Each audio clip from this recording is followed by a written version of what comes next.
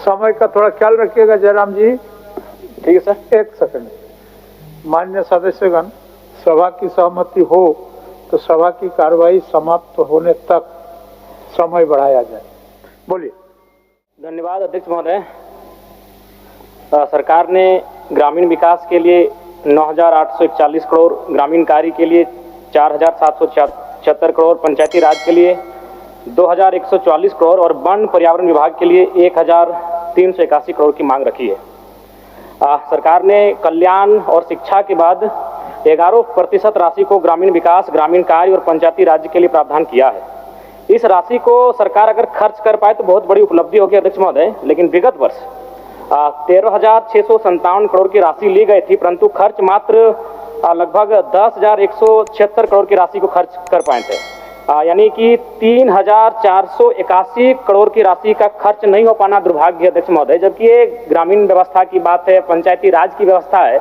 ग्रामीण यानी गांव, और गांव तभी सशक्त होंगे जब उनका जो हिस्से की राशि है वह 100% खर्च हो पाए। बीते वर्ष देश की प्रति व्यक्ति आय 2,28,000 रुपये थी अध्यक्ष महोदय।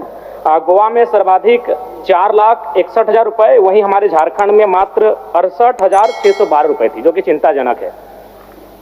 अध्यक्ष महोदय, भारत की आत्मा गांव बस्ती है। ग्रामीण विकास को मापने के लिए प्रति व्यक्ति आय एक अच्छा पैमाना है।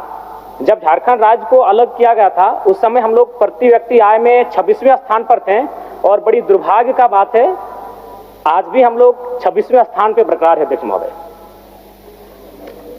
अबुआ आवास योजना के तहत 6,01,135 निर्माण को स्वीकृति दी गई है। इसके लिए सराहनीय पहल है, लेकिन मैं बताना चाहूंगा अब तक 19,685 कार्य ही पूर्ण दिखाए गए हैं। अगर इसी गति से अगर काम होगा अध्यक्ष महोदय तो हमें लगता है 25 साल का समय लगेगा, जो कि एक चिंताजनक विषय है। अध्यक्ष महोदय, पंचायती राज की स्थापना इसलिए की गई थी ताकि गांवों को सशक्त किया जा सके, ग्रामीणों को सशक्त किया जा सके। लेकिन आज अगर बात करें झारखंड में पंचायती राज व्यवस्था की बात करें अध्यक्ष महोदय, तो ये व्यवस्था कहीं ना कहीं जो हमारे जनप्रतिनिधि चुन के आते हैं उन्हें उचित अधिकार नहीं दे पाई है। संविधान की धारा 243 के प्रावधान के अनुसार 11वीं अनुसूची में सूचीबद्ध 29 विषयों का अधिकार पंचायतों को देना है, लेकिन झारखंड में इन 29 विषयों पर त्रिस्तरीय पंचायती राज व्यवस्था जनप्रतिनिधियों के अधिकार से बहुत दूर रखा गया है।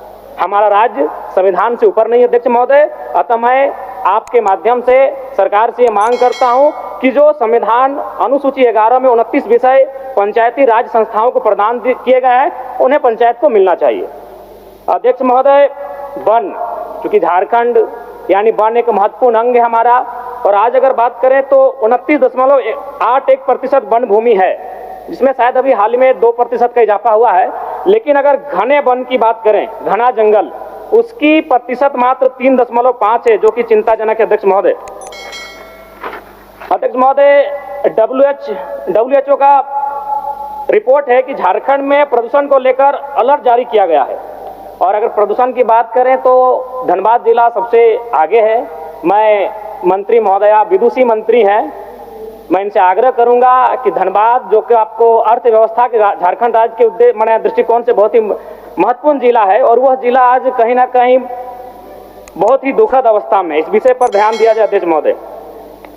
अध्यक्ष महोदय, अगर जलवायु परिवर्तन की बात कहें तो बड़ा चिंताजनक विषय है।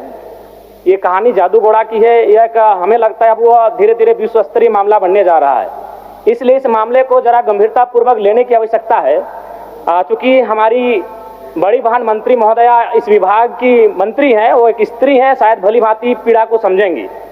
एक सर्वे की रिपोर्ट कहती है कि जादूगोड़ा के लगभग 1 दर्जन गांवों का सर्वे किया गया है। वो सर्वे की रिपोर्ट कहती है कि 47% महिलाएं मां बनने की क्रिया की इच्छा जागृत नहीं कर पाती हैं। यानी मां बनने की जो क्रिया है उस इच्छा को जागृत नहीं कर पाती हैं। वो रिपोर्ट कहती है 47%। 30% जो महिलाएं हैं अध्यक्ष महोदय, उनमें गर्भपात हो जाता है।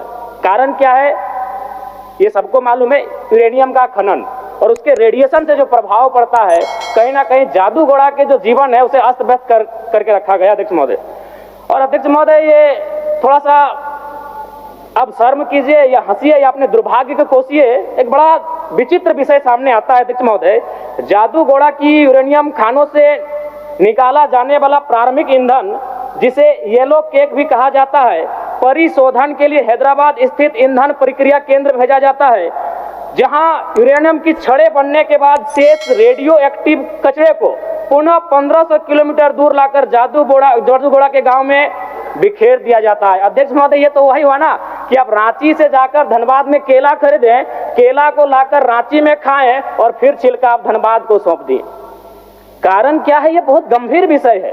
अगर इन विषयों पर हम लोग चर्चा नहीं करेंगे और उन विषयों का समाधान नहीं करेंगे अध्यक्ष महोदय, तो हमारे हिसाब से बहुत ही दुर्भाग्य का विषय अध्यक्ष महोदय। अतः मैं आपके माध्यम से सरकार को ये कहना चाहूंगा कि जादूगोड़ा का जो विषय है अत्यंत ज्वलंत विषय है, इसके निराकरण की दिशा में सदन को, सरकार को बढ़ने की आवश्यकता है। मनरेगा चूंकि एक माननीय सदस्य एक और मौका मिलेगा, और मौका 30 सेकंड मनरेगा बोल दे, 30 सेकंड दे दीजिए ना। बोलिए। मनरेगा में अभी केंद्र सरकार के माध्यम से 245 रुपए मानव दिवस है और झारखंड सरकार उसमें 27 रुपए एक्स्ट्रा दे रही है, यानी 272।